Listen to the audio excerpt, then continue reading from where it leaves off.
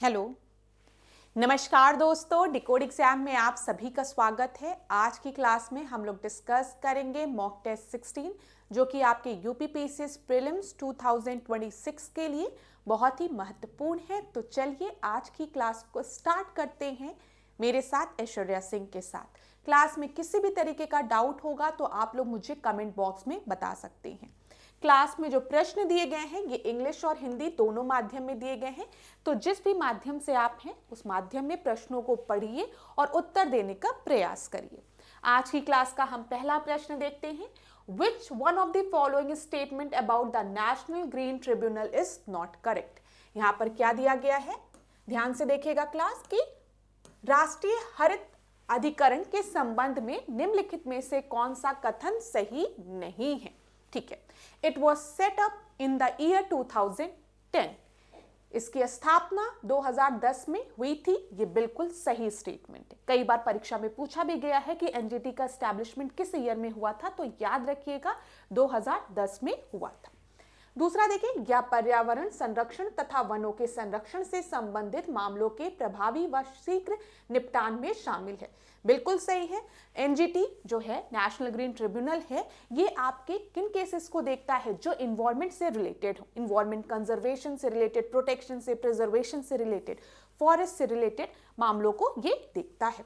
तो बिल्कुल सही है। या व्यक्तियों और संपत्तियों को हुई हानि के लिए राहत और मुआवजा देने पर विचार कर सकता है। ये भी स्टेटमेंट बिल्कुल सही है।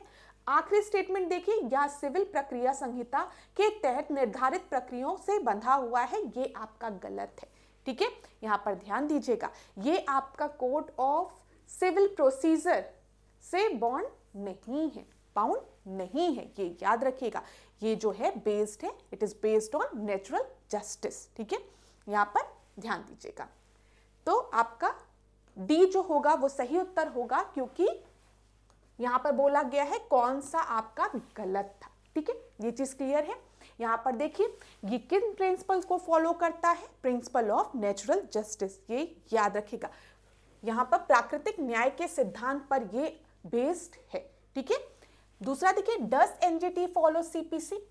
मैंने अभी बताया नो, सिविल प्रोसीजर कोड को एनजीटी फॉलो नहीं करता है। जो पॉइंट्स मैं आपको बता रही हूं परीक्षा में एनजीटी से रिलेटेड, इन पॉइंट्स से भी प्रश्न बन सकती हैं।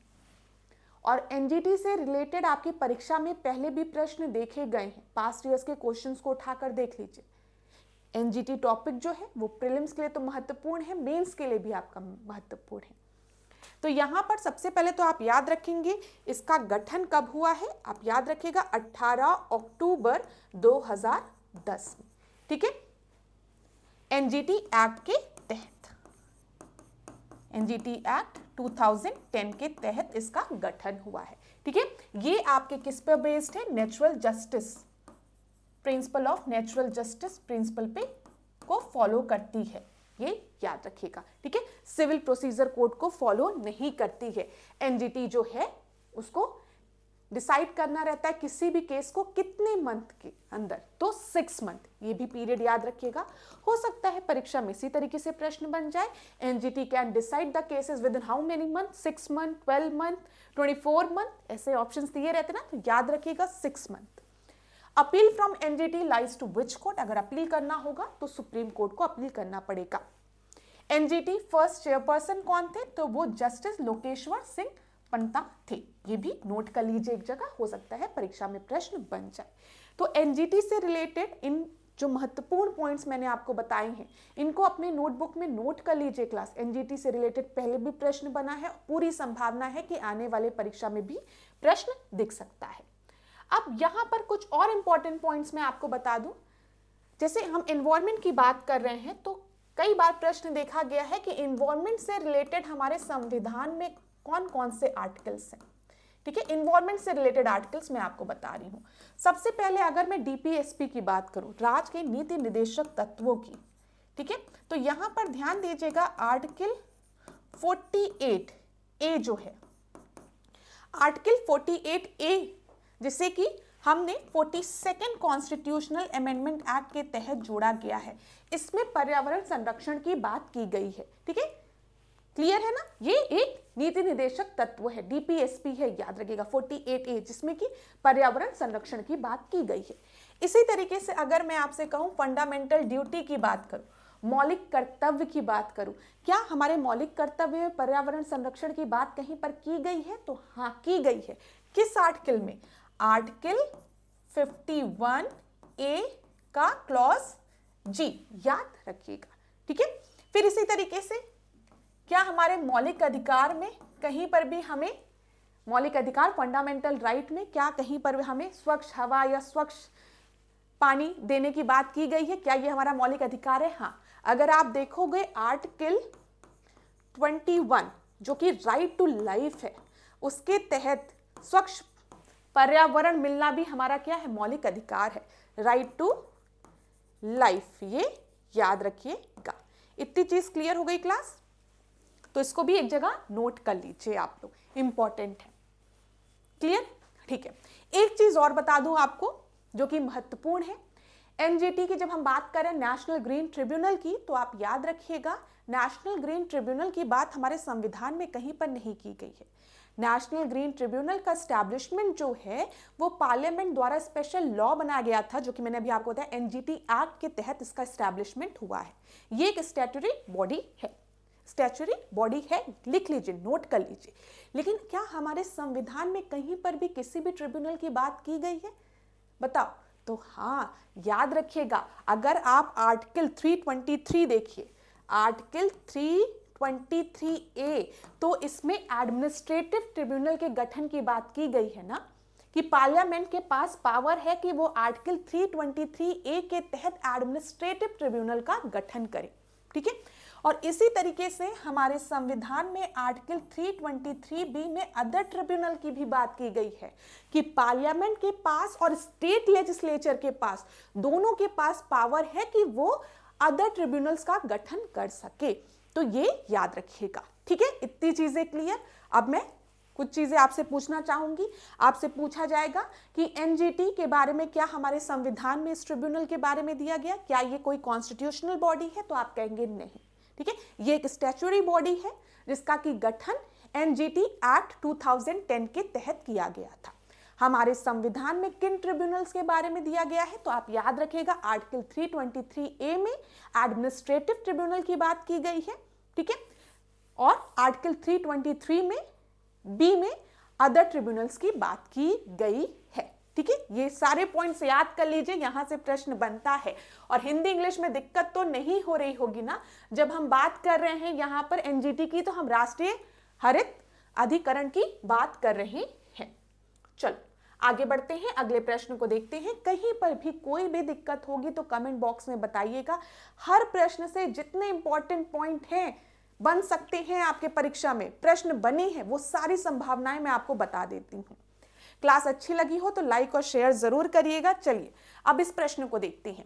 विच of the following statement is not correct? निम्नलिखित कथनों में से कौन सा कथन सही नहीं है? बताइए कौन सा सही नहीं है? The Western Ghats are relatively higher in northern region. ठीक है, दूसरा देखते हैं, पश्चिमी घाट में अनाईमुडी सबसे ऊंची चोटी है। तीसरा देखिए, तापी नदी सतपुड़ा के दक्षिण में है। नर्मदा तथा तापी नदी घाटियां पुरानी रिफ्ट घाटियां मानी जाती हैं। देखो, कई बार प्रश्न बना है कि भारत में कौन सी नदी जो है वो रिफ्ट वैली से होकर गुजरती है, तो उसका उत्तर होता है नर्मदा, और तापी नदी जो है वो रिफ्ट घाटियों से होकर गुजरती है। तो ये बिल्कुल सही स्टेटमेंट है। तापी नदी सतपुड़ा के दक्षिण में है, ये भी सही। अगर आप सतपुड़ा रेंज को देखोगे तो सतपुड़ा के दक्षिण में तापी नदी आपकी फ्लो करती है। पश्चिमी घाट में अनाईमुडी सबसे ऊंची चोटी है, ये भी बिल्कुल सही है। और एक चीज जो आपके पहले प्रश्न पहले स्टेटमेंट में दिया गया है कि पश्चिमी घाट उत्तरी क्षेत्र में अपेक्षाकृत अधिक ऊंचाई पर है, ये आपका गलत है। अगर आप मैप में अनाईमुडी देखोगे, जो कि अन्नामलाई भी लिखा रहता है कई जगह, तो ये आपको साउथ में दिखेगा पश्चिमी घाट की। समझ में आ रहा है? तो अगर साउथ में वेस्टर्न घाट की सबसे ऊंची चोटी लाई करती है, तो वेस्टर्न घाट आपका नॉर्थ में कैसे हाई हो सकता है? ऑटोमेटिकली गलत हो गया ना। तो ये स्टेटमेंट आपका गलत है। Western Ghat are relatively higher in northern region, no. अगर हम देखें जो अनाईमुडी है जो कि हाईएस्ट पीक है, it lies in southern region. अगर आप देखेंगे केरल और तमिलनाडु के मध्य में ये आपकी है, ठीक है। कुछ इसका एक्सटेंशन आपका केरला में है और कुछ यहाँ पे तमिलनाडु में। तो ए आपका क्या हो गया, सही उत्तर हो गया। ये चीज क्लियर है। चलो अब हम कुछ और इंपॉर्टेंट पॉइंट्स देख लें इस प्रश्न से भी रिलेटेड। जैसे अगर आपसे पूछेगा कि वेस्टर्न घाट का जो स्ट्रेस है वो कहां से कहां है, तो आप क्या बताएंगे? अभी मैंने आपको बताया ताप्ती नदी से, ठीक है, कन्याकुमारी तक, ठीक है, ये याद रखिएगा। कोई दिक्कत? अगर हम इसके बात करें लेंथ कितनी है, तो अप्रोक्सीमेटली 1600 किलोमीटर ये पूरी लेंथ है। ये भी क्लियर। अगर हाईएस्ट पीक पूछेगा तो कहीं पर आपका अन्नामलाई लिखा रहता है, कहीं पर अन्नामुडी लिखा रहता है, याद रखिएगा। चलो सेकंड हाईएस्ट पीक की अगर हम बात करें तो डोडा बेटा, ये भी याद रखिएगा, इंपॉर्टेंट है। वेस्टर्न घाट को हम सह्याद्री भी कहते हैं, ये भी चीज क्लियर है। अच्छा, इतनी चीज क्लियर है। अब एक दो चीज और बताऊंगी, उसको भी नोट डाउन कर लो, परीक्षा में प्रश्न बनता है। जैसे थाल घाट, ठीक है, फिर भोर घाट और पाल घाट से भी रिलेटेड प्रश्न बनता है। तो याद रखिएगा, जो थाल घाट है वो मुंबई को किससे कनेक्ट कर रहा है? नासिक से कनेक्ट करता है। मुंबई को, मैं एम लिख दे रही हूं, मुंबई को नासिक से कनेक्ट करता है, ठीक है, थाल घाट।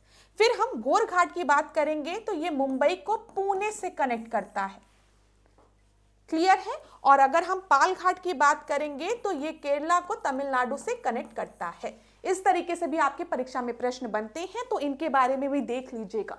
जो भी पॉइंट्स बता रही हूं आपके परीक्षा की दृष्टि से बहुत ही महत्वपूर्ण है क्लास, तो इन सारे पॉइंट्स को भी नोट कर लीजिए। चलिए आगे बढ़ते हैं अगले प्रश्न में।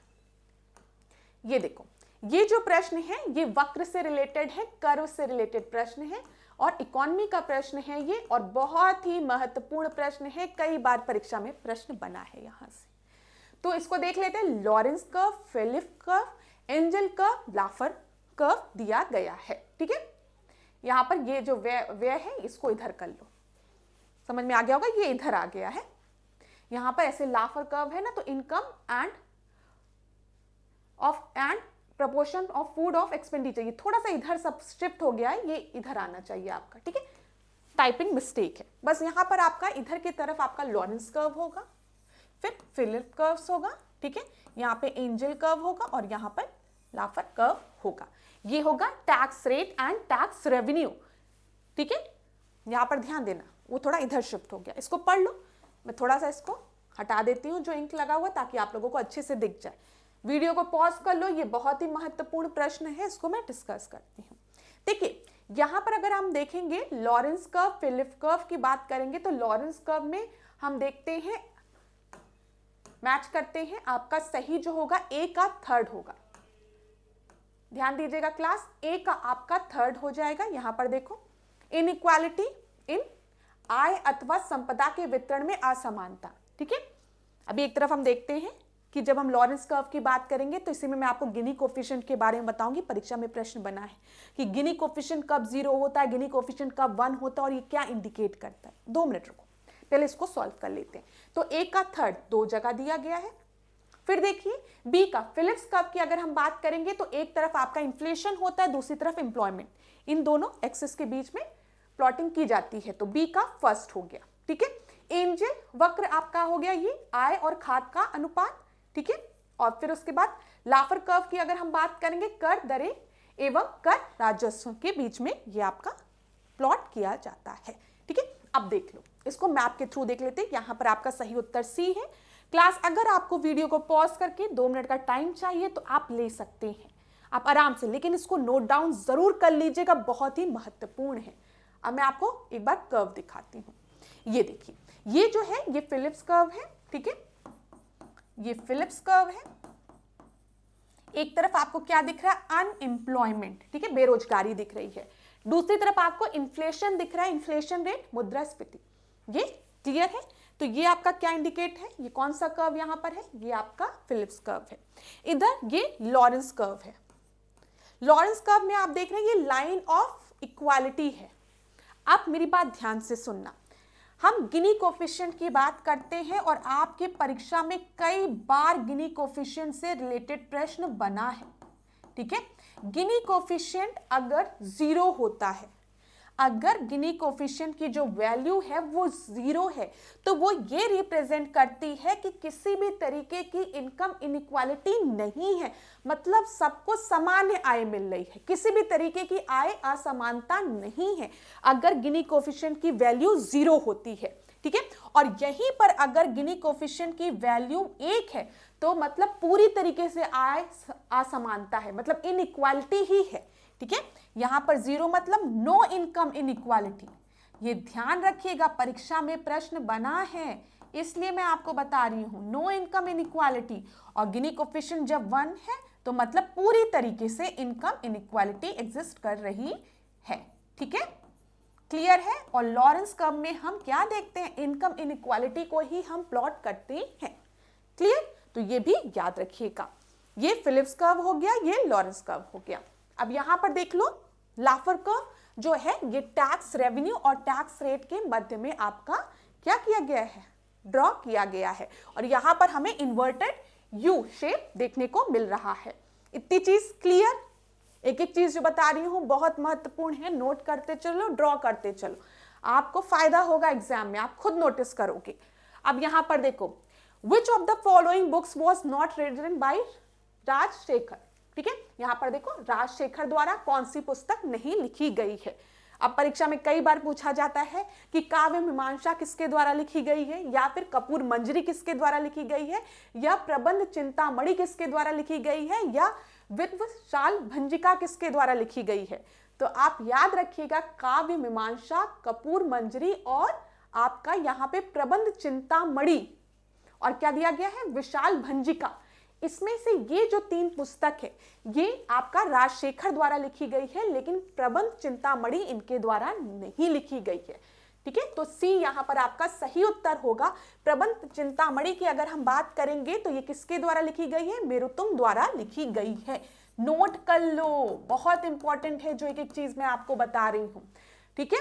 अब राजशेखर की अगर हम बात करेंगे तो राजशेखर जो थे वो कन्नौज के प्रतिहार राजाओं में महेंद्र पाल तथा उनके बेटे पुत्र महीपाल के समय में थे, ठीक है, ये याद रखिएगा। कई बार पूछा जाता ना किसके कंटेम्पररी थे या किस राजा के समय में ये थे, तो याद रखिएगा राजशेखर कन्नौज के प्रतिहार वंशी राजाओं महेंद्र पाल तथा उनके पुत्र महीपाल की राजसभा में निवास करते थे, ठीक है।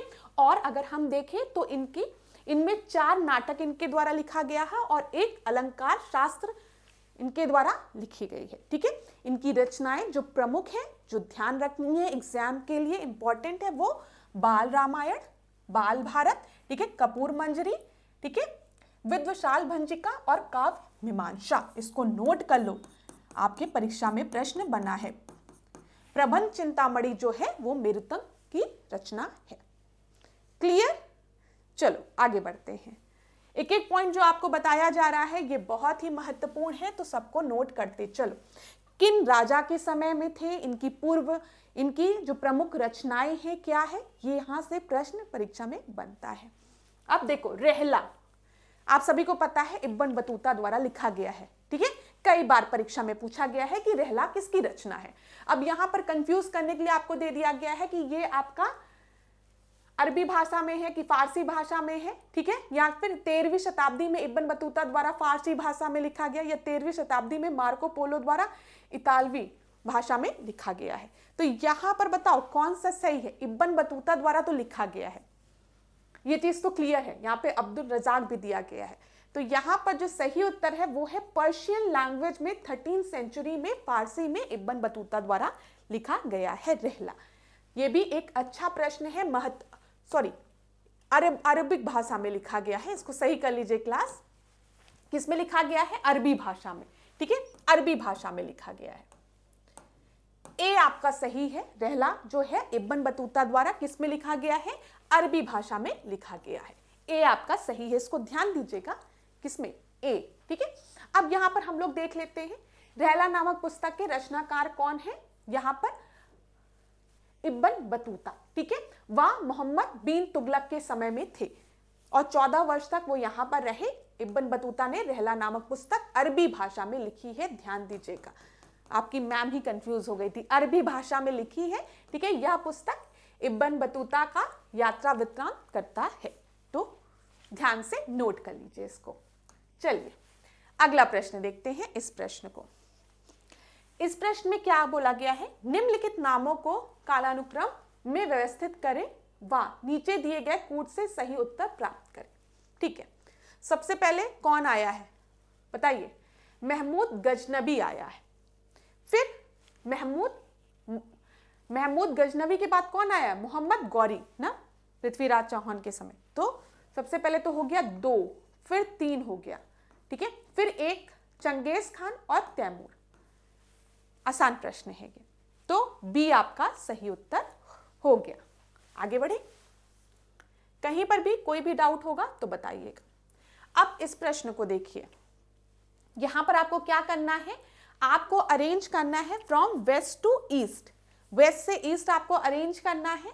और यहां पर यूरोप की सिटीज के नाम दिए गए हैं, तो बताओ आपका सही उत्तर क्या होगा। पहला लंदन है, फिर लिस्बन है, फ्रैंकफर्ट है और बीरेट है। तो यहां पर आपका सही उत्तर क्या हो जाएगा, ध्यान देना क्लास, कैसे अरेंज करना है, फ्रॉम वेस्ट टू ईस्ट। चलो इसको अरेंज करते हैं, इसको एक बार अरेंज करते हैं। यहां पर मैप में दिखाती हूं मैं आपको, तब आपको ज्यादा अच्छे से समझ में आएगा। ये देखो, यहां पर देखो, ये क्या है, लिस्बन है, पोर्टुगल दिया गया है, लिस्बन। आपको वेस्ट टू ईस्ट, ये वेस्ट हो गया, ये ईस्ट हो गया। तो अगर आप पहले ही आपने देख लिया कि लिस्बन जो है सबसे वेस्ट में है, और ऑप्शन को एक बार चेक करो आप, लिस्बन 2, सबसे पहले 2 यहां पर भी दिया गया है, यहां पर भी दिया गया है, 2 के बाद 1 दिया गया है, ठीक है, 1 ये रहा, ठीक है। 1 आपका क्या है, लंदन है, यहां पर देख लो एक बार मैप में, लंदन ये यूनाइटेड किंगडम है, इधर आपका लंदन हो जाएगा, ठीक है। अब फ्रैंकफर्ट दिया गया है, यहां पर ध्यान देना। फिर आपका 4 या तो 3, अगर आप फ्रैंकफर्ट की बात करते हैं तो फ्रैंकफर्ट आपका कहां है, जर्मनी में है, तो ये हो जाएगा, दिख रहा है, क्लियर है। तो यहां पर उत्तर आपका क्या हो जाएगा, 2 1 4 नहीं, 2 1 3 4, बी आपका सही उत्तर हो जाएगा, ठीक है, क्लियर है। यहां पर एक बार मैप में मैं आपको दिखा भी देती हूं, बताओ, ये देखो इस तरीके से अरेंज करो। यहां पर आगे बढ़ते हैं। अब कुछ इंपॉर्टेंट चीजें एक बार हम लोग देख लेते हैं, जहां से आपके परीक्षा में प्रश्न बनता है। मैंने इसके पहले वाली क्लासेस में भी बताया है आपको, तो इसको हम डिस्कस करते हैं। यहां पर देखो, ये एशिया है, ये अफ्रीका है, ठीक है, और ये यूरोप है। मैप में क्लियर है ना क्लास, ठीक है, मैप में दिख रहा होगा आप लोगों को ढंग से, ठीक है। तो यहां पर देखो, ये एशिया है, ये अफ्रीका है, इधर यूरोप है। मैंने इसके पहले आपको बताया था, अफ्रीका का कुछ हिस्सा आपको इधर दिख रहा होगा, मैंने आपको जिब्राल्टर संधि के बारे में बताया था, जिब्राल्टर के बारे में, स्ट्रेट ऑफ जिब्राल्टर, ठीक है। स्ट्रेट ऑफ जिब्राल्टर जो है वो स्पेन को मोरक्को से अलग कर रहा है। यहां पर अगर आप अफ्रीका के मैप को देखेंगे तो यहां पर आपको अफ्रीका का मोरक्को दिखेगा, ठीक है। और हम कह सकते हैं स्ट्रेट ऑफ जिब्राल्टर जो है वो अफ्रीका को यूरोप से अलग कर रहा है, दोनों तरीके से बोल सकते हैं, स्पेन को मोरक्को से या फिर अफ्रीका को यूरोप से, ठीक है। ये चीज क्लियर है, ठीक है। इधर आपको मेडिटेरेनियन सी दिख रही है, पूरा बोलो, दिख रही है। इधर अगर आप आओगे, ये यहां पर आपको रेड सी दिख रही है, क्लियर। ये आपको एशिया दिख रहा है, ध्यान से देखना एक एक चीज को। एशिया को अगर हम देखेंगे, एशिया और यूरोप के मध्य में आपको ये ब्लैक सी दिख रही है, दिख रही है। इधर आप आओगे तो इधर आपको यूरल माउंटेन दिखेगा, और यहां पे आपको कॉकेकस रेंज दिखेगी। मैं आपको इसको मैप में ही दिखाती हूं ताकि और अच्छे से क्लियर हो। ये देखो, ये देखो, ये एशिया का हिस्सा है क्लास। ये क्या है? ये एशिया का हिस्सा है। ठीक है, परीक्षा में अगर प्रश्न आपका बना कि एशिया को अगर हम यूरोप से अलग करें तो इधर आपको ब्लैक सी दिख रही है। सबसे पहले क्या है? फर्स्ट नंबर पे ब्लैक सी दिख रही है, इधर कॉकेकस रेंज दिख रही है 2, इधर आप देखोगे यूरल माउंटेन दिख रहा है 3, और ये आप देखोगे तो यहां पर कैस्पियन सी दिख रही है 4। थोड़ा सा मैप में चीजों को लोकेट करोगे तो समझ में आएगा। ये वाला हिस्सा आपका एशिया का है, ठीक है, ब्लैक सी, ठीक है, कॉकेकस माउंटेन, इधर कैस्पियन सी, इधर यूरल माउंटेन, लोकेट कर लिया। ठीक है, इधर अगर आप देखोगे तो ये अफ्रीका है। अफ्रीका का अगर आप देखोगे तो ये मोरक्को रीजन है। ठीक है, ये कौन सा? स्पेन। ठीक है, और यहां पर कौन सा है? जिब्राल्टर। बोलो क्लियर? तो ये जिब्राल्टर हो गया, यहां अफ्रीका है आपका, ये मेडिटेरेनियन सी है, इधर एशिया और अफ्रीका, इधर एशिया है। अगर हम बात करेंगे तो ये ब्लैक सी हो गया, कॉकेकस हो गया, ये कैस्पियन हो गया, और इधर यूरल माउंटेन, और इधर बाल्कन माउंटेन। देख लो, क्लियर? इतनी चीजें क्लियर हो गई होगी। चलो अब थोड़ा सा और डिस्कस करते हैं। देखो, प्रश्न के साथ कुछ चीजें पढ़ते चलोगे तो आपको फायदा होगा। जैसे आपसे पूछ लिया जाता है यहाँ पे स्कैंडिनेवियन देश कौन कौन से हैं, परीक्षा में पूछा जाता है स्कैंडिनेवियन देश आपकी कंट्रीज कौन कौन सी है, तो फिनलैंड, डेनमार्क, स्वीडन, नॉर्वे और आइसलैंड याद रखिएगा। यूनाइटेड किंगडम की बात करेंगे तो यूनाइटेड किंगडम में कौन कौन आते हैं? ग्रेट ब्रिटेन और आयरलैंड। ठीक है, ये याद रखिएगा। ग्रेट ब्रिटेन की अगर हम बात करेंगे तो ग्रेट ब्रिटेन में कौन कौन आते हैं, यहां पर ध्यान देना। ग्रेट ब्रिटेन में तो यहां पर आपके इंग्लैंड, स्कॉटलैंड और वेल्स। ये जो बता रही हूं महत्वपूर्ण है।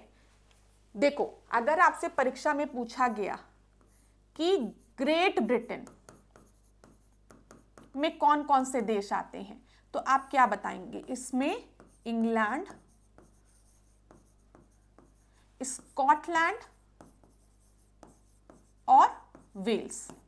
ठीक है, और अगर ग्रेट ब्रिटेन में हम नॉर्थ आयरलैंड को जोड़ दें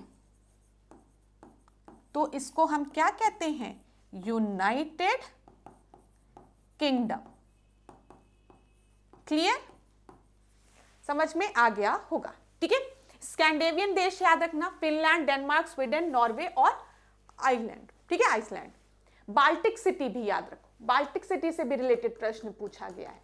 बाल्टिक में लाटविया, लिथुआनिया और एस्टोनिया। यहां पर देख लो मैप में, अगर देखना हो देखो, एस्टोनिया, लाटविया और ल्यूथेनिया, ये क्या है? ये बाल्टिक स्टेट आपके हो गए। क्लियर है? चलो, इतनी चीजें आप लोग याद रखिएगा। ये क्या है? ये कौन सा पोर्शन है? इटली वाला पोर्शन है। अब एक दो पॉइंट और नोट डाउन कर लो, फिर उसके बाद आगे बढ़ते हैं। जल्दी से रिवाइज कर लो, बस थोड़ा बहुत दिमाग में रहेगा ना। जिससे मैं ये नहीं कहती हूँ कि मैप में एक ही दिन आप सब याद कर लो, लेकिन थोड़ा थोड़ा लोकेट करते हुए चलोगे ना, मैप को समझोगे ना, तो फिर याद होता हुआ चलेगा। अब इतने दिन से मैं आपको बता रही हूँ ब्लैक सी, कैस्पियन सी, ठीक है, एड्रियाटिक सी, तो आपको समझ में आ रहा होगा कि आप यूरोप ड्रॉ करोगे तो किधर आपको ब्लैक सी ड्रॉ करनी है, किधर कैस्पियन सी ड्रॉ करनी है।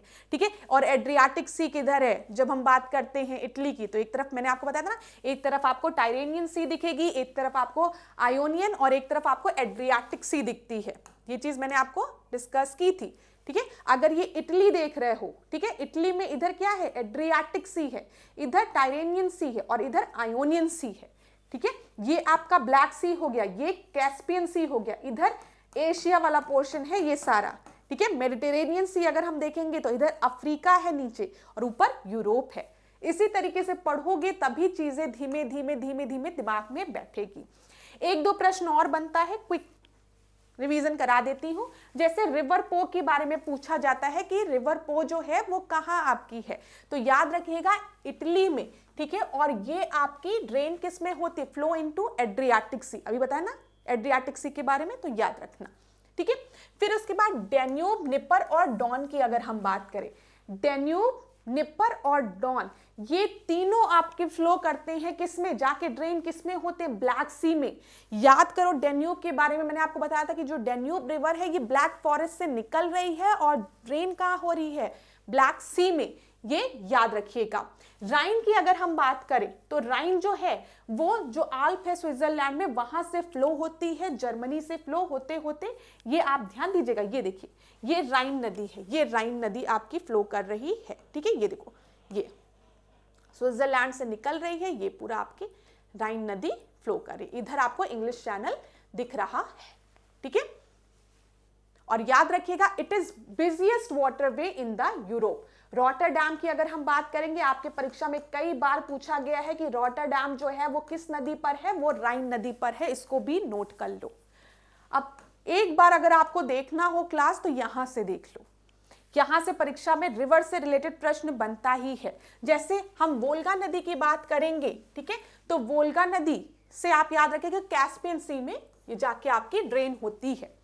वाल्डाई हिल्स रशिया में है, वहां से ये निकलती है और कैस्पियन सी में जाकर ड्रेन हो जाती है वोल्गा नदी, ये लिख लो, परीक्षा में पूछा गया है। डेन्यूब नदी मैंने आपको बताया ये ब्लैक फॉरेस्ट से ओरिजिनेट होती है। ब्लैक फॉरेस्ट कहां पर है, जर्मनी में है, और ये ड्रेन कहां होती है, ब्लैक सी में, ये भी याद रखिएगा, ठीक है। ये आपकी Germany, Austria, Slovakia, Hungary, Croatia, Serbia, Romania, Bulgaria, Ukraine, इन सब से होते हुए गुजरती है। अगर इंपॉर्टेंट सिटीज देखें तो वियना, बुडापेस्ट, बेलग्रेड, ये जो कैपिटल्स हैं वो डेन्यूब नदी पर ही हैं। ये भी याद रखिएगा, बहुत इंपॉर्टेंट रिवर है आपके यूरोप के लिए। फिर देखिए राइन नदी की हम बात करें, राइन नदी जो है वो आपकी कहां से निकल रही, अभी मैंने बताया स्विट्जरलैंड में जो आल्प्स है वहां से, स्विस आल्प्स से, ठीक है। और ये आपकी ड्रेन कहां हो रही है, नॉर्थ सी में ड्रेन हो रही है, ठीक है। अभी हमने इसको देखा था, एक बार देखते चलो क्लास, ताकि आपको बहुत अच्छे से दिमाग में बैठ जाए। ये देखो ये क्या है, ये नॉर्थ सी है। ये कौन सी नदी है, राइन नदी है, पूछा जाता है, ध्यान में रखना, ठीक है। चलो अब फिर देखो यहां पर निपर नदी की बात करेंगे तो ये भी रशिया से निकल रही है, ड्रेन कहां पर हो रही है, ये आपके ब्लैक सी में ड्रेन हो रही है। सेन नदी की बात करेंगे तो याद रखिएगा फ्रांस, ठीक है, बरगंडी फ्रांस से निकल रही है, इंग्लिश चैनल में ड्रेन हो रही है, पूछा जाता है। थेम्स तो आपको पता है, लंदन, ठीक है, याद रखिएगा Oxford, London, United kingdom, drain कहां हो रही है, नॉर्थ सी में।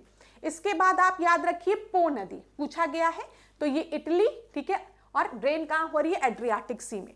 टाइबर नदी की बात करेंगे तो ये आपके टायरेनियन सी में, यहां पर देख लो, यहां पर ये क्या है, पो नदी है, ये डेन्यूब नदी है, ठीक है, ये आपकी निपर नदी है, डेन्यूब, डॉन, ये सब किस में ड्रेन हो रही है बताओ, ब्लैक सी में। वेरी इंपॉर्टेंट, नोट करो एक एक चीज को, डेन्यूब, डॉन, निपर कहां ड्रेन हो रही है, ब्लैक सी में। वोल्गा जो है, वोल्गा नदी, ये कहां ड्रेन हो रही है, कैस्पियन सी में, नोट कर लो, ठीक है। राइन की अगर हम बात करेंगे, ये देखो ये राइन रिवर है, ठीक है, राइन रिवर कहां ड्रेन हो रही है, नॉर्थ सी में हो रही है, ये ध्यान रखना। चलो आगे बढ़ते हैं, अब इतनी चीजें याद रखो, फिर आगे डिस्कस करते हुए चलेंगे। अब इस प्रश्न को देखते हैं, एक साथ पूरा पढ़ा दूंगी तो फिर कंफ्यूजन होगी, थोड़ा थोड़ा रोज पढ़ाऊंगी तो याद होता जाएगा। क्लास मुझे बताना जरूर कि आपको याद हो रहा है कि नहीं, थोड़ा बहुत ही सही। यूरोप का मैप याद होना शुरू हुआ, थोड़ा सा एशिया और अफ्रीका का, तो रोज क्लास करोगे तो याद हो जाएगा। अब इस प्रश्न को देखो, यहाँ क्या दिया गया है, निम्नलिखित कथनों में से कौन सा या कौन से कथन जो है वो वीर सावरकर के बारे में सही है। उन्होंने अभिनव भारत नाम क्रांतिकारी संगठन की स्थापना की थी, बिल्कुल सही है। अभिनव भारत की जब हम बात करते हैं तो अभिनव भारत की स्थापना के लिए सावरकर ब्रदर्स को जाना जाता है, बिल्कुल सही है। भारतीय राष्ट्रवादियों को प्रेरित करने के उद्देश्य से उन्होंने मैजनी की जीवनी लिखी थी, ये भी बिल्कुल सही है। उन्होंने भारत का स्वतंत्रता संग्राम 1857 नामक पुस्तक लिखी थी, जो 1857 के विद्रोह का एक राष्ट्रवादी दृष्टिकोण प्रदान करता है, ठीक है, ये भी बिल्कुल सही है। ब्रिटिश कैद से मुक्त होने के लिए वे एक चलते जहाज से कूद पड़े थे, ये भी सही है। तो यहां पर आपके सारे ही स्टेटमेंट बिल्कुल सही हैं सावरकर जी से रिलेटेड, ठीक है, ए आपका सही उत्तर हो जाएगा। वीडियो को पॉज करने की आवश्यकता है तो आप पॉज कर लीजिए, आराम से प्रश्नों को पढ़ लीजिए। ठीक है, चलो यहां पर देख लो, हम बात करते हैं वीडी सावरकर और गणेश सावरकर की। तो मित्र मेला नाम का संगठन इनके द्वारा शुरू किया गया था। 1904 में मित्र मेला के 200 सदस्य नासिक में एकत्रित हुए तथा सावरकर ने मित्र मेला नाम को बदलकर क्या उस नाम को कर दिया, अभिनव भारत। अब मित्र मेला को ही आगे चलकर अभिनव भारत नाम से जाना जाता है। ये भी प्रश्न हो सकता है, कभी पूछ ले, लेकिन याद रखिएगा आप लोग। ठीक है, मित्र मेला, अभिनव भारत। अनुशीलन समिति की बात करेंगे तो पी मित्र की बात करेंगे, उसको भी अभी हम डिस्कस कर लेंगे, परीक्षा में वहां से भी प्रश्न बनता है। 1906 को मैजनी की जीवनी को पूरा इनके द्वारा किया गया था। भारत का स्वतंत्रता संग्राम, the Indian war of independence, the first war of independence 1857, पुस्तक किसके द्वारा लिखी गई थी, सावरकर ब्रदर्स द्वारा लिखी गई थी। चलो इस प्रश्न को देख लो, यहां पर क्या दिया गया है आपका, पढ़ लो। यहां पे इंस्क्रिप्शन से रिलेटेड प्रश्न है। मैंने आपको पहले भी बोला है कि इंस्क्रिप्शन से रिलेटेड प्रश्न आपके परीक्षा के लिए महत्वपूर्ण है। तो बताओ यहां पर कौन सा आपका सुमेलित नहीं है। ठीक है, कौन सा आपका सुमेलित नहीं है। ईश्वर वर्मा की जब हम बात करेंगे, जौनपुर प्रस्तर अभिलेख इनसे रिलेटेड है, बिल्कुल सही है। जौनपुर स्टोन इंस्क्रिप्शन ईश्वर वर्मा से ही रिलेटेड है। सर्ववर्मन की अगर हम बात करेंगे तो असीरगढ़ अभिलेख जो है,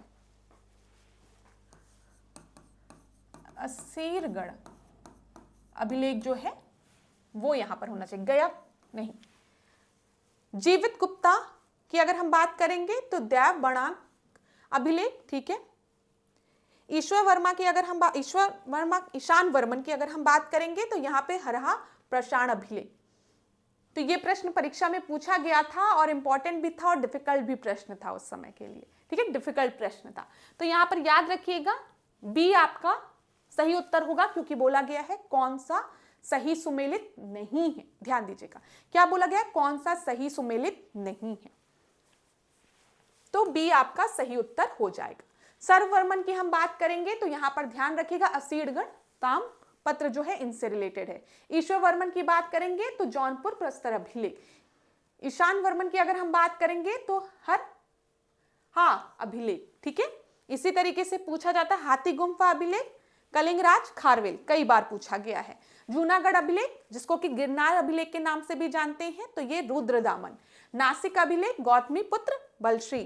प्रयाग प्रशस्ति की अगर हम बात करेंगे तो समुद्रगुप्त। ठीक है, ऐहोल की अगर हम बात करेंगे पुलकेशिन द्वितीय। मंदसौर मालवा नरेश यशोवर्मन। ग्वालियर अभिलेख प्रतिहार नरेश भोज। भित्री जो है स्कंदगुप्त से। देवपाड़ा बंगाल शासक विजय सेन। इसका स्क्रीनशॉट लेना है तो ले लीजिए, यहां से आपके परीक्षा में प्रश्न बनता है। ठीक है, चलो आगे बढ़ते हैं क्लास अगले प्रश्न पे। स्क्रीनशॉट ले लीजिए। कहीं पर भी दिक्कत होती है, कहीं पर भी दिक्कत होती है तो मुझे जरूर बताइएगा कमेंट बॉक्स में। ठीक है, और तैयारी करते रहिए। जिनका 2025 में नहीं हुआ है, देखो बोला जाता है न रहो न निराश करो मन को, कुछ काम करो कुछ काम करो, जग में रहकर कुछ काम करो। कर्म तो करना पड़ेगा सबको, चाहे हम हैं चाहे आप हैं। अगर मैं कुछ ना करूं, ऐसे निराश होकर बैठ जाऊं, तो इससे तो जीवन नहीं चलेगा। ठीक है, और खाली दिमाग हमेशा शैतान का, वो दिमाग को कहीं ना कहीं इधर उधर फालतू की बातों में लगाएगा। तो इसीलिए अगर आप इसमें उतरे हैं, इस तैयारी में, तो मेहनत करिए। देखिए क्लास में बार बार आपको भी लगता होगा कि मैम यही 2-3 लाइनें बोलती हैं हमेशा, लेकिन सार छुपा है इसमें जीवन का। आप मानेंगे ना, असफलता एक चुनौती है, ये एक चुनौती है, इसको स्वीकार करिए। और क्या कमी रह गई देखो और सुधार करो। जब तक ना सफल हो नींद चैन की त्यागो तुम, संघर्षों का मैदान छोड़कर मत भागो तुम। कुछ किए बिना ही जय जयकार नहीं होती, और कोशिश करने वालों की कभी हार नहीं होती। ये हमेशा याद रखिएगा। जो भी कोशिश जीवन में करते हैं उनकी हार नहीं होती है। कई बार हम अपनी असफलताओं से कुछ नया सीखते हैं, और जीवन का यही जीवन है। अगर आपको लगता है कि हमारा जीवन एक मूवी की तरह है कि एक दिन एक पन्ना पलटेगा और अगले दिन हमारा जीवन एकदम बदल जाएगा, तो ऐसा कुछ भी नहीं होता है। जीवन में हर रात आपको काटनी पड़ती है, गुजारनी पड़ती है, ठीक है। मेहनत आपको करना पड़ता है। इंटरवल के बाद ऐसा नहीं है कि मूवी में जैसे बदलाव हो जाता है, एकदम सब चीज़ अच्छा हो जाता है, कुछ नहीं ऐसा होता है। हर दिन आप ही को अपना जीवन व्यतीत करना है, ठीक है। हर रात आप ही को संघर्षों के साथ गुजारनी है, अकेले गुजारनी है, अपने थॉट्स के साथ गुजारनी है, ठीक है। और इन सब चीज़ में मैं हमेशा कहती हूँ, आपका ईश्वर जिस पर आप भरोसा करते हो, चाहे वो किस रूप में हो, किसी गुरु के रूप में हो, किसी भी रूप में हो, आप जिस पर भरोसा करते हैं उस पर भरोसा करिए और वो आपको भरोसा दिलाएगा कि आपको खुद पर भरोसा करना है, ठीक है। तो कर्म करिए, निष्काम कर्म करिए, ईश्वर सफलता जरूर देगा, ये हमेशा याद रखिए।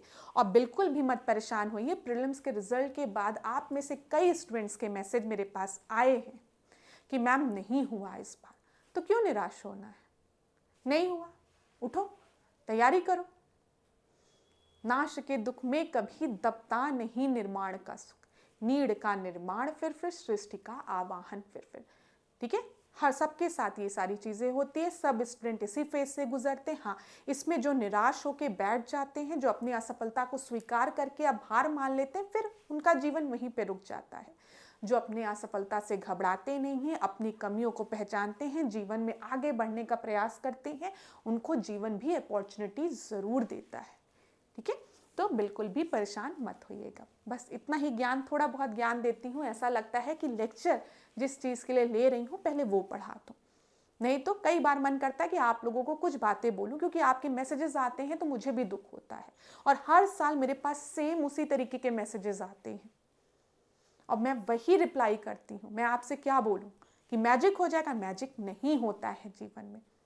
हाँ, जब आप किसी भी चीज़ को पाने के लिए पूरा प्रयास करते हैं ना, तो ईश्वर आपकी मदद करने के लिए किसी ना किसी को भेजता है। ये भी बहुत बड़ा सत्य है, लिख लो। अगर हम किसी भी चीज़ को, वो शाहरुख खान का डायलॉग है ना, किसी भी चीज़ को आप अगर ईमानदारी से पाने का प्रयास करेंगे तो पूरी कायनात उसे आपको दिलवाने के लिए तैयार है, लेकिन आपको ईमानदारी से उसके लिए अप्रोच तो करना पड़ेगा। तो यहाँ पर देखो, हाथी गुम्फा का अभिलेख किस शासक के विषय में जानकारी का स्रोत है? थोड़ा सा इंटरवल हो गया तो यहाँ पर ध्यान देना, खारवेल। अभी हमने देखा हाथी गुम्फा अभिलेख जो है वो खारवेल से रिलेटेड है, तो ए आपका सही उत्तर हो गया, ठीक है। अगला देखिए, विच of the following inscription give the information about the 2 अश्वमेध यज्ञ परफॉर्म बाय द पुष्यमित्र सुंग। तो पुष्यमित्र सुंग द्वारा 2 अश्वमेध यज्ञ कराया गया था, इसकी जानकारी हमें किस इंस्क्रिप्शन से मिलती है? ज्यादातर आपकी परीक्षा में यही पूछा जाता है कि अयोध्या इंस्क्रिप्शन किससे रिलेटेड है, तो आप क्या बताएंगे? पुष्यमित्र सुंग से रिलेटेड है। तो यहां से हमें 2 अश्वमेध यज्ञ कराने की जानकारी भी मिलती है। सी आपका सही उत्तर है। अब यहाँ पर क्लास देख लो कुछ चीजें। मौर्योत्तर काल के बाद अगर हम देखते हैं तो हमें देखने को मिलते हैं देशी शासक में सुंग वंश, कर्ण वंश, सातवाहन, चेदी वंश, ठीक है। और अगर हम विदेशी शासकों में देखेंगे, कई बार तो यही पूछा जाता है कि इनको क्रोनोलॉजिकल ऑर्डर में अरेंज कर दीजिए, परीक्षा में आपके प्रश्न बना है। तो इंडो ग्रीक आए, ठीक है, फिर आपके पार्थियन, फिर शक, कुषाण, ये याद रखिएगा, ठीक है। अब देखो यहाँ पर जब हम मौर्य वंश के पतन के पश्चात उत्तर एवं दक्षिण भारत में कौन से 3 ब्राह्मण राजवंश स्थापित हुए थे, तो ये याद रखिएगा, शुंग, कर्ण और सातवाहन, ठीक है। ये नोट कर लो, शुंग, कर्ण और सातवाहन, ठीक है। फिर देखिए मौर्य वंश के पतन के पश्चात वैदिक धर्म, ठीक है, वर्णाश्रम धर्म व्यवस्था, शत्रु देशी राष्ट्रीय राजनीति तरह परंपरा के अनुरूप जीवन का पुनरुत्थान किन राजवंशों ने शुरू किया था? वही सेम चीज है, यही पूछा गया है। अगर आप देखेंगे मौर्योत्तर काल के बाद कौन ब्राह्मण वंश आपके आए थे, तो आप याद रखिएगा शुंग, कर्ण और सातवाहन, ठीक है। इसी तरीके से इसको याद रखिएगा। फिर देख लीजिए यहाँ पर किस काल को वैदिक प्रतिक्रिया व पुनरुत्थान का काल कहा जाता है, तो मौर्योत्तर काल को कहा जाता है। वही सेम प्रश्न, मौर्योत्तर काल को हम वैदिक प्रतिक्रिया व पुनरुत्थान का काल कहते हैं। इसमें आप देखते हैं शुंग, कर्ण और सातवाहन वंश जो हैं ये प्रमुख ब्राह्मण वंश हैं, ठीक है। चलो अब देख लो शुंग राजवंश के इतिहास का कौन कौन सा स्रोत है, ये भी महत्वपूर्ण है, नोट कर लो इसको। मत्स्य पुराण, वायु पुराण, ब्राह्मण पुराण से हमको जानकारी मिलती है, ठीक है। फिर उसके बाद हर्षचरित से, पतंजलि के महाभाष्य से, ठीक है। फिर मालविका अग्निमित्र जिसको कालिदास द्वारा लिखा गया है, जैन ग्रंथ थेरावली से, ठीक है, हरिवंश, बौद्ध ग्रंथ दिव्य वदान, ठीक है, याद रखिएगा। और अगर हम देखें अयोध्या इंस्क्रिप्शन, बेसन नगर और भरूच लेक, इसका भी स्क्रीनशॉट ले लो। परीक्षा में कई बार पूछा जाता है कि शुंग वंश से रिलेटेड, इतिहास से रिलेटेड हमें जानकारी कहाँ से मिलती है। तो इस तरीके से अगर आपको कभी भी पेपर में दिया रहे तो आप आसानी से एलिमिनेट कर पाए। स्क्रीनशॉट ले लिया करो, नोट डाउन कर लिया करो बाद में। अब देखो जल्दी से क्विक रिवीजन करते हैं। पुष्यमित्र शुंग के पुरोहित कौन थे? पतंजलि थे। क्लियर है, कोई दिक्कत नहीं होगी, ठीक है। महाभाष्य किसके द्वारा लिखा गया है अगर पूछा जाएगा तो पतंजलि द्वारा लिखा गया है। किस ग्रंथ में विवरण मिलता है कि यवन, आक्रांता, साकेत, पांचाल, मथुरा और कुसुम ध्वज पाटलिपुत्र तक आक्रमण किया गया था? किसमें मिलता है? गार्गी संहिता में मिलता है, ठीक है। अयोध्या लेख को किसने उत्तीर्ण किया था? अभी हमने देखा ना, अयोध्या लेख से हमें यह जानकारी मिलती है कि पतंजलि ने इन्होंने पुष्यमित्र शुंग ने 2 अश्वमेध यज्ञ कराए थे, ठीक है। पतंजलि किसके पुरोहित थे? पुष्यमित्र शुंग के पुरोहित थे। लेकिन अगर परीक्षा में पूछे कि अयोध्या लेख को किसने उत्तीर्ण कराया था तो आप बताएंगे धनदेव ने। ये नोट कर लो, इंपॉर्टेंट है, ठीक है। पुष्यमित्र शुंग के समय कौशल प्रांत का राजपाल कौन था? धनदेव था। किसी भी तरीके से प्रश्न पूछा जा सकता है कौशल प्रांत का राजपाल कौन था? धनदेव था। अयोध्या लेख को किसने उत्तीर्ण कराया था? तब भी आप धनदेव का नाम बताएंगे। चलो, किस लेख से यह विवरण मिलता है कि पुष्यमित्र शुंग ने 2 अश्वमेध यज्ञ कराए थे? अयोध्या लेख से, ठीक है, जिसका कि उत्तीर्ण किसने कराया था? धनदेव ने कराया था। चलो, पुराणों में पुष्यमित्र शुंग को कितने वर्ष तक शासन करने का उल्लेख मिलता है? तो 36 वर्ष तक, 36। पुष्यमित्र शुंग ने किस नगर को अपने साम्राज्य की दूसरी राजधानी बनाई थी? ठीक है, तो विदिशा को, यह भी याद रखना। पुष्यमित्र शुंग के शासनकाल के समय यवनों के आक्रमण के संदर्भ में जानकारी किन ग्रंथों से मिलती है कि यवन ने आक्रमण किए थे? तो महाभाष्य, पतंजलि के महाभाष्य से भी जानकारी मिलती है, गार्गी संहिता से भी मिलती है और कालिदास के मालविका अग्निमित्र से भी मिलती है, ठीक है, मालविका अग्निमित्र से भी। चल, वह कौन शुंग राजवंश का 9वां शासक था जिसने राज दरबार में यवन शासक एंटियार्कस का राजदूत हेलिडोरस आया था? बताइए, हेलिडोरस किसके समय में विदिशा आया था? यह पूछा गया है, ठीक है। तो यहां पर याद रखिएगा भागवत के समय में, ठीक है, भागवत के। चल, शुंग राजवंश का अंतिम शासक कौन था? देवभूति था, जिसे देवभूमि भी कहीं कहीं लिखा रहता है। शुंग राजवंश के अंतिम शासक देवभूति की हत्या किसने की थी? तो ये याद रखिएगा वसुदेव ने की थी और फिर उसने कर्ण वंश की स्थापना की थी। क्लियर है? चलो आगे बढ़ते हैं। ये भी इंस्क्रिप्शन से ही रिलेटेड प्रश्न है। गांधार कला, अगर हम बात करें मथुरा और गांधार कला की, तो वो किसके समय आपका ये पीक पे पहुंचा था या उस समय आपके प्रचलन में आया था? तो ये कुषाण के समय में, ठीक है। बोला जाता ना, जो गांधार कला है वो आपका इंडो ग्रीक इन्फ्लुएंस इसमें दिखता है। गांधार कला में जो आपको प्रतिमाएं दिखेंगी बुद्ध की, उसमें बुद्ध जी के कर्ली हेयर्स बनाए गए हैं। जैसे ग्रीक में जो गॉड्स होते हैं उनके कर्ली हेयर्स होते हैं ना, वैसे गांधार की अगर आप देखेंगे मूर्तियां उधर के, तो उसमें कर्ली हेयर्स है, ठीक है। ग्रे स्टोन का यूज किया गया है। नागपतली कपड़ों में सिलवटे ऐसे ऐसे प्लेट्स बनी हुई हैं, जैसे ग्रीक गॉड्स में प्लेट्स बनी रहती ना, वैसे। जब हम मथुरा कला में देखेंगे तो अभय मुद्रा में बुद्ध जी को दिखाया गया, ऐसे आशीर्वाद देते हो अभय मुद्रा में, ठीक है। जैसे हमारे यहाँ के भगवान लोग हैं, मस्कुलर बॉडी, थोड़ा रेड स्टोन्स का यूज किया गया है। मेंस में पूछा जाता है ये सब। तो चलो, एक का थर्ड तो एक ही जगह दिया गया वैसे, तो सी आपका सही होगा, लेकिन और देख लेते हैं। जूनागढ़ अभिलेख की बात करेंगे तो रुद्रदामन हो जाएगा। मिलिंद पानो की बात करेंगे तो मिनांडर हो जाएगा और तक्षशिला इंस्क्रिप्शन की बात करेंगे तो पत्तिका, ठीक है। तो 4 आपका, सी जो है वो आपका सही उत्तर है, ठीक है क्लास। अब अगला प्रश्न क्या बोला गया है? कलिंग वॉर के बारे में हमें जानकारी कहां से मिलती है? तो कलिंग वॉर के बारे में हमें रॉक एडिक्ट 13 से जानकारी मिलती है। 13वें शिलालेख में अशोक कहते हैं कि मैंने अपने अभिषेक के 8वें वर्ष बाद कलिंग विजय की। इस युद्ध में 1 लाख व्यक्ति मारे गए, 1.5 लाख व्यक्ति देश से निष्कासित हुए और कई गुना लोग बर्बाद हो गए।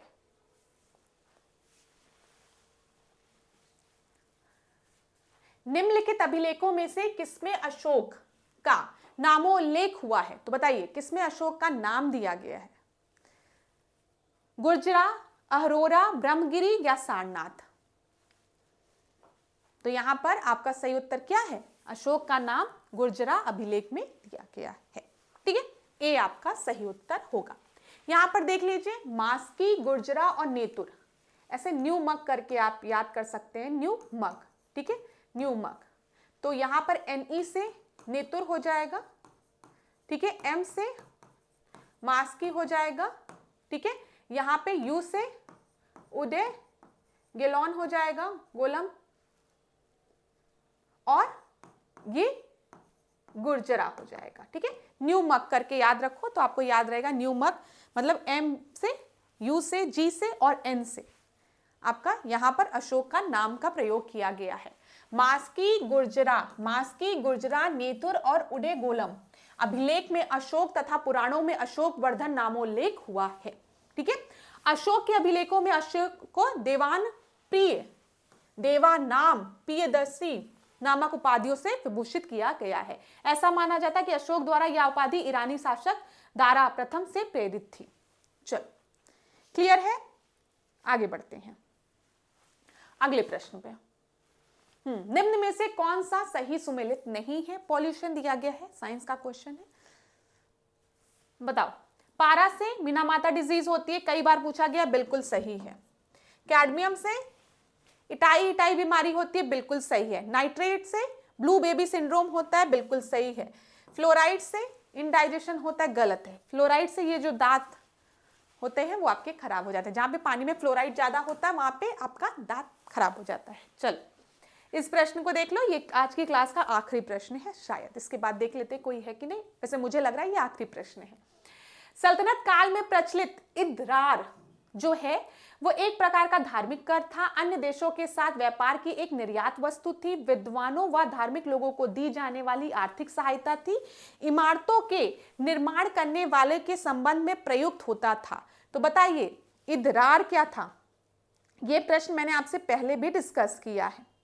तो इद्रार जो है वो एक तरीके का फाइनेंशियल असिस्टेंस हुआ करता था, फाइनेंशियल मदद हुआ करती थी जो कि विद्वानों और धार्मिक लोगों को दी जाती थी। ठीक है, विद्वानों और धार्मिक लोगों को दी जाने वाली आर्थिक सहायता को क्या बोला जाता था? इद्रार। सी आपका सही उत्तर है। इद्रार विद्वानों व धार्मिक लोगों को दी जाने वाली आर्थिक सहायता थी। सदका की हम बात करेंगे तो ये एक धार्मिक कर होता था। वक्फ की अगर हम बात करेंगे तो धार्मिक कार्य के लिए सुरक्षित कर दी जाने वाली संपत्ति अथवा भूमि को वक्फ कहते थे। वक्फ बोर्ड के बारे में आपने सुना होगा। मसाहत की बात करेंगे तो भूमि की पैमाइश। मिल्क की बात करेंगे, यहाँ पे मिल्क और इद्रार में स्टूडेंट्स कंफ्यूज होते हैं, याद रखिएगा। मिल्क विद्वानों को धार्मिक कार्यों के लिए प्रदान की जाने वाली भूमि हुआ करती थी। ठीक है, और मैमार की बात करेंगे तो इमारतों का निर्माण करने वाले को मैमार कहा जाता था। ठीक है, चलो, ये आखिरी प्रश्न था आज की क्लास का। आज की क्लास को एंड करने के पहले थोड़ी सी जानकारी मैं आपको दे दूं यूपी पीसीएस फाउंडेशन कोर्स 2026 के बारे में। इस फाउंडेशन कोर्स में क्लास एंटायर सिलेबस को कवर किया गया है, प्रीलिम्स और मेंस दोनों के। मतलब यहाँ पर पूरा कोर्स आपका प्रीलिम्स का भी कवर किया जाएगा और मेंस का भी। साथ ही साथ पास्ट ईयर्स के क्वेश्चंस डिस्कस किए जाएंगे, मॉक टेस्ट आपको प्रोवाइड किया जाएगा। ये जो लेक्चर्स आपके हैं वो आपको ऐप पे मिलेंगे, आप लेक्चर्स को देख सकते हैं अपने अकॉर्डिंग, जिस सब्जेक्ट का आपको देखना है। किस तरीके से मेंस में आंसर्स को लिखना है वो भी आपको बताया जाएगा। ठीक है, और जो भी स्टूडेंट क्वालिफाई करेंगे इंटरव्यू के लिए उनकी फुल फीस को रिफंड भी कर दिया जाएगा। तो अगर इस कोर्स से रिलेटेड आपको कोई भी जानकारी चाहिए या कोई भी कंफ्यूजन है, इन पूरे कोर्स से रिलेटेड आपको कोई भी जानकारी चाहिए, कुछ क्वेश्चन पूछना है, क्वेरी है आपकी, तो यहाँ पर आपको कॉन्टैक्ट नंबर दिख रहा है, इस पर आप कॉन्टैक्ट कर लीजिए 8604409201 पे। ठीक है, इस पर आप कांटेक्ट करिए। यहाँ पर आपको सारी इंफॉर्मेशन डिटेल में प्रोवाइड करा दी जाएगी कोर्स से रिलेटेड। तो चलो अब आज के सेशन को यहीं पे एंड करूंगी। Thank you so much class. Next class में आपसे मिलूंगी नए प्रश्नों के साथ। कहीं पर भी कोई भी दिक्कत हो तो मुझे बताइएगा ज़रूर, ठीक है, कमेंट बॉक्स में। और बिल्कुल भी परेशान मत होइए, ये एक जर्नी है, प्रिपरेशन एक जर्नी है जहाँ पर हार जीत लगी रहती है, लेकिन आपको कंटिन्यूटी रखनी है, बस इस पर ध्यान दीजिएगा। तो thank you so much class. अंत में जाते जाते यही कहूँगी कि सबसे पहले खुद पर भरोसा करना सीखिए, अपने ईश्वर पर भरोसा रखिए, माता पिता के आशीर्वाद पर भरोसा रखिए, ठीक है। आपके जीवन में कुछ ऐसे लोग होंगे जो आपको प्रेरित करते होंगे, आप उनकी बातों को ध्यान से सुनिए, ठीक है, और मेहनत करिए, कर्म करिए, ईश्वर आपको फल ज़रूर देगा। और सदैव मुस्कुराते रहिए, जहाँ भी रहिए, ठीक है, खुश रहिए, अपने स्वास्थ्य का ध्यान दीजिए और ऐसा वातावरण बनाइए कि आपके रहने से कभी भी किसी को मतलब परेशानी ना लगे, अरे भाई कौन आ गया। खुश रहिए, ठीक है, जीवन में ईश्वर सदैव आपके साथ है, इस पर विश्वास रखिए। और इसी के साथ मैं ऐश्वर्या सिंह आज की क्लास को एंड करूंगी। पूरे डिकोड एग्जाम की टीम आपके साथ है, कहीं पर भी दिक्कत होती है हमें ज़रूर बताइए, हम जो भी मदद कर पाएंगे आपकी मदद ज़रूर करेंगे। धन्यवाद क्लास। इसी तरीके से मेरे साथ ऐश्वर्या सिंह के साथ डिकोड एग्जाम के साथ बने रहिए, खूब पढ़िए, खूब आगे बढ़िए और स्वास्थ्य का ध्यान दीजिए। Take care class.